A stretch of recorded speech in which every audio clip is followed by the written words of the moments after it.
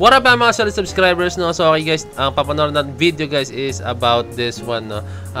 Atin-atin lang with SB9 special episode. Limang piso't isang pangarap, no? So this is uploaded sa official YouTube account po ng SB19, no? Okay, no? O, tingnan to, tong interview nila na to, no? Ay, hindi pala interview to guys. Ito po yata yung podcast nila, no? So, bago simulan itong video to, kindly leave a like, subscribe, and kindly ring na notification bell na rin guys. So, para alam nyo pag ako'y nag-release ng bagong video. So, without further ado, let's all watch this.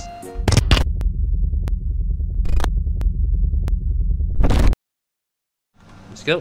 Masasabi ko na matatag na tayo kasi masasabi ko na matatag na tayo kasi ang problema na natin ngayon, yung dami ng ginagawa natin. Dati, naghahanap tayo ng gagawin. Di ba? So, ibig sabihin, dati, hindi pa tayo inuulan ng challenges. Pero, Gagawin ko guys, isang bagsakan muna and then balikan natin yung mga sinasabi ni Pablo. ngayon, punong-puno na tayo ng challenges. Yung internal. Kasi external, marami tayong challenges eh. Maraming pang-aasar, maraming patigos. Pero, ngayon, paano mo, yung health mo, yung di ba? Parang lahat sunod-sunod, sabay-sabay. Pero, yung parang worth it pa rin naman kasi alam mo naman na yun yung gusto mong gawin. Tapos, yung malalaman mo pa na, oh my goodness, nag-viral yung kanta mo. Di ba? Parang, yung very fulfilling yung mga nangyayari. Magandang point din yung maraming challenges. Kasi mahirap talaga eh. Like, dati, hindi pa ganito kadami, pero medyo na tayo eh. Pagod na rin yung feeling, Ngayon, parang hindi mo naman pagkasya yung isang araw. Hindi na enough yung isang araw para sa dami ng ginagawa. Yung challenge mo dati, ano susuotin natin? Wala pa tayong costume. Ano kakainin natin ngayon? Hindi. Paano tayo kakain? Pero ngayon, ano bang kakainin? Ano kakainin? Tapos ngayon, sobrang dami ng events, 'di ba? Parang attend ka na natin. Yun yung pinagkaiba, dami ng challenges talaga. Okay, tingnan to guys, gusto ko lang i-clarify ibang bagay na sinabi ni Pino, no? Masasabi ko na matatag na tayo kasi ang problema na natin ngayon, yung dami ng ginagawa natin. Dati, naghahanap tayo ng gagawin. Okay, no? So, masasabi niya, kasi syempre guys, alam niyo naman, pag successful ang ibang tao, hindi pwedeng hindi maging busy yan guys, no? Tandaan nyo, pag successful ang isang tao, hindi pwedeng maraming ginagawa yan. Laging may ginagawa yan. Lagi pong meron pong mga kausap na tao. Laging may pumapasok. Alam niyo na, laging may pumapasok na income, di ba? Isa na yan sa business side, no? Hindi pwedeng mawala yan guys, no? So, nasasabi ni Pablo na matatag na sila kasi meron na silang na-built na kumbaga nagbunga na po yung kanilang pinaghihirapan before, no? Kung dati sila po yung naghahanap pa sila ng hinahanapan nila yung bagay na yun, pero ngayon guys, andito na po, no? Kumbaga, kailangan na nilang alagaan at palaguin pa lalo, no? Di ba? So, ibig sabihin dati, hindi pa tayo inuulan ng challenges. Okay. Hindi pa sila inuulan ng challenges, guys, no? Although, ang ginagawa pa lang kasi nila before is, nag-explore pa lang sila, like, sinusubukan pa nila yung mga bagay-bagay, no? So, hindi pa nila alam kung ano yung mga dapat na challenges na nakakarapin nila, no? Ang pinaka-challenge pa lang sa kanila that time, guys, no? Nung way back before Go Up era, 2000, before pandemic, is kung paano nila maaabot yung pangarap nila. Yun pa lang, paano sila sisikat. Yun pa lang guys, yun pa lang yung pinaka-aim nila, paano sila makikilala ng tao. Pero ngayon guys, sobrang dami ng mga challenges nila is kung paano nila ma-maintain, kung paano sila gagawa pa ng mga kanta, kung paano nila mahihigitan pa yung mga kantang ginawa nila before, no? So ayun po yung mga challenges na nakakaharap nila, no? And kung paano sila harap sa mga tao, kung paano nila ipopromote yung sarili pa nila, and paano hindi magbago-bago yung flavor ng kanta nila, no? Pero ngayon, punong-puno na tayo ng challenges. Yung internal. Kasi external, marami tayong challenges eh. Maraming pang-aasar, maraming patigos. Pero ngayon, paano mo, yung health mo, yung di ba? Parang lahat sunod-sunod, sabay-sabay. Pero, yan, isa pa yan guys, no? Pag halimbawang dumami yung challenges mo, pag naging successful ka na, no? Darating dyan yung part na yung health mo, mapapabayaan mo na. Kasi parang, andun ka sa point na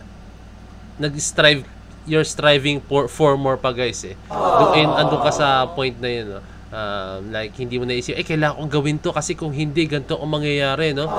Kaya ayun naisip ni Pinuno, no, na pag hindi niya ginawa or itong ating Malima, pag hindi nila ginawa to, baka one day is mawala yung pinaghirapan nila, no? So kaya ang ginagawa nila yun din po yung pinaka-risk, no? Pag sobrang busy ka, pag successful ka is hindi pwedeng hindi mo mapabayaan minsan yung health mo.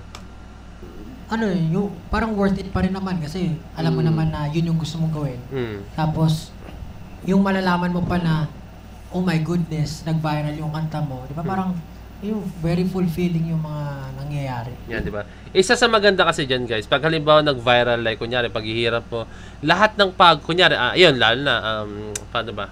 Sabihin natin, doon tayo magsimula sa Go Up era nila, guys, no? 'Di ba? Noong nag-boom yung Go Up era, no? Lahat ng pinaghirapan nila, lahat ng pagod at luha, lahat ng sacrifices nila, lahat po ng mga bagay na iniwan nila para po sa career nila na SB19, no? Na hindi nila alam kung saan yung direction, no?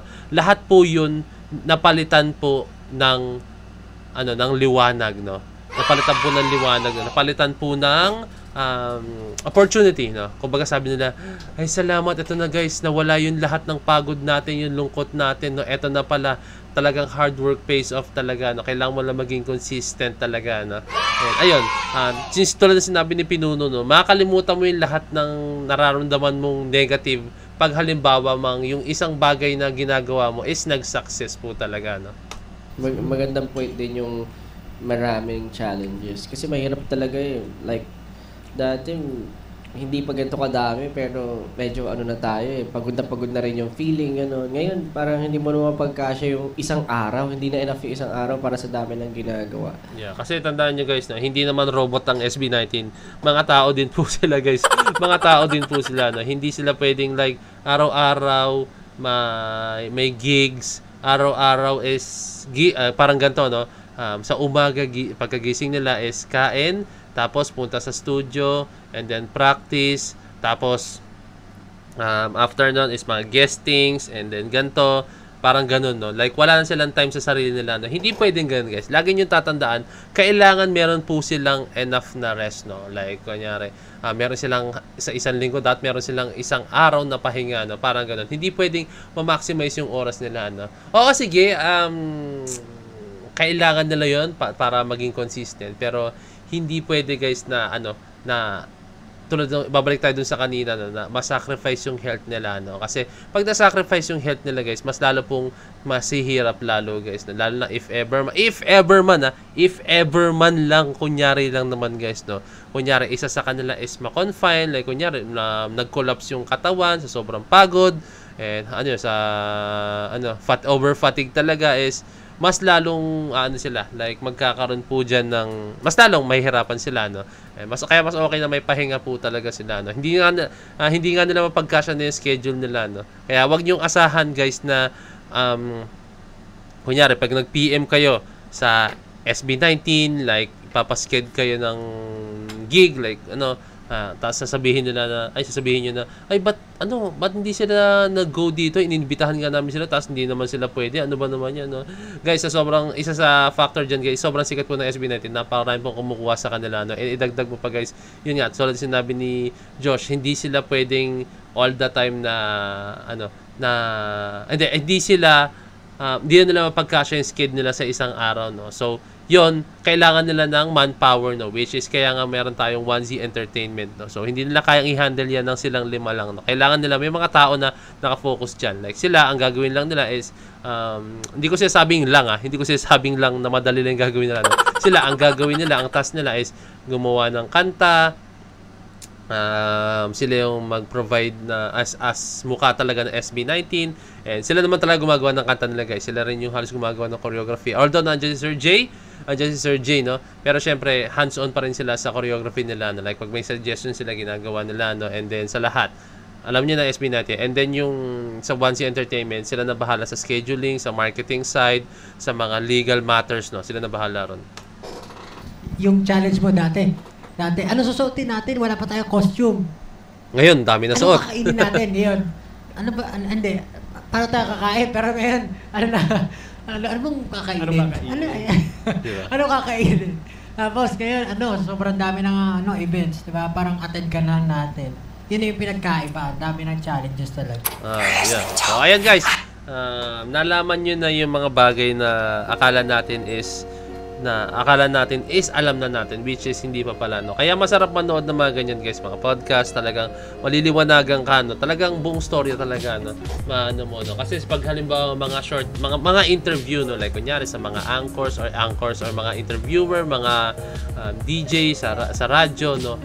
Limitado po yung mga nila. Kasi yung mga nag-i-interview guys is, meron lang silang set of questions na inatanong sa ating mahal, diba? Pero sa ganito, sa mga podcast guys is, talagang free po silang sabihin kung ano gusto nilang sabihin, na like ikwento, i-share, like walang mag-limit sa kanila, no? Free silang sabihin kung anong pwede nila sabihin. Syempre, hindi pwede nila sabihin yung mga alam nyo na, no? Like kunyari, mag-curse, gumawa sila ng mga mura, yan, mga ganyan. Hindi sila pwede magsabi ng ganyan, no? So guys, I hope guys na naliwanagan tayo sa mga bagay-bagay, no? So bago tapusin itong video na to, kindly leave a like, subscribe, and kindly ring that notification bell na rin guys, para alam nyo pag ako nag-release ng bagong video. So this is Point of It signing out. Peace. Let's G.